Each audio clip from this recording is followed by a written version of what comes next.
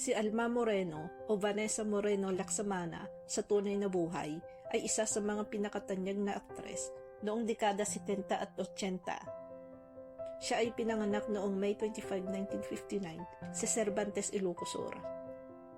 Nakilala siya bilang sex goddess of Philippine movies at kalaunan ay naging respetadong komedyante, TV host at public servant. Nagsimula ang kanyang karera sa pelikula noong teenager pa lamang siya at naging isa sa pinakasikat na leading lady ng mga kilalang aktor tulad ni Dolphy, Rudy Fernandez at Vic Soto. Bukod sa showbiz, pinasok din niya ang politika, naging konsehal ng Parañaque City at kalaunan ay city councilor.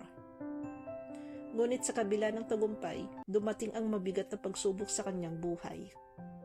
Noong 2001, nadiskubre na Alma na mayroon siyang multiple sclerosis, isang bihirang sakit na umaatake sa utak at spinal cord na nagdudulot ng pamamanhid, panghihina at hirap sa paggalaw.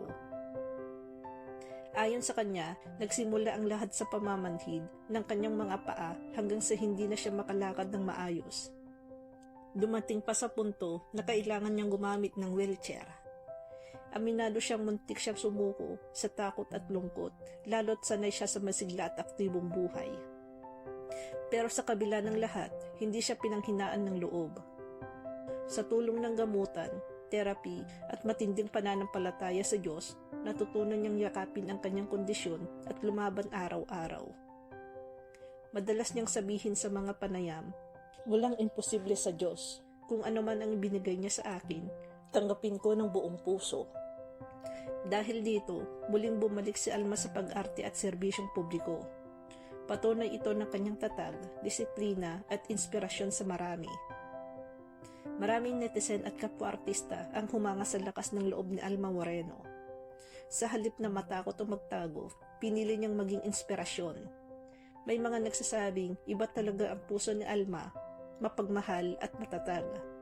Habang ang iba naman ay nagdarasal para sa patuloy niyang paggaling. Sa tulong ng gamutan, therapy at matinding pananampalataya sa Diyos, natutunan niyang yakapin ang kanyang kondisyon at lumaban araw-araw. Madalas niyang sabihin sa mga panayam, "Walang imposible sa Diyos. Kung ano man ang ibinigay niya sa akin, tanggapin ko ng buong puso." Hanggang ngayon, nananatiling positibo at masayahin si Alma.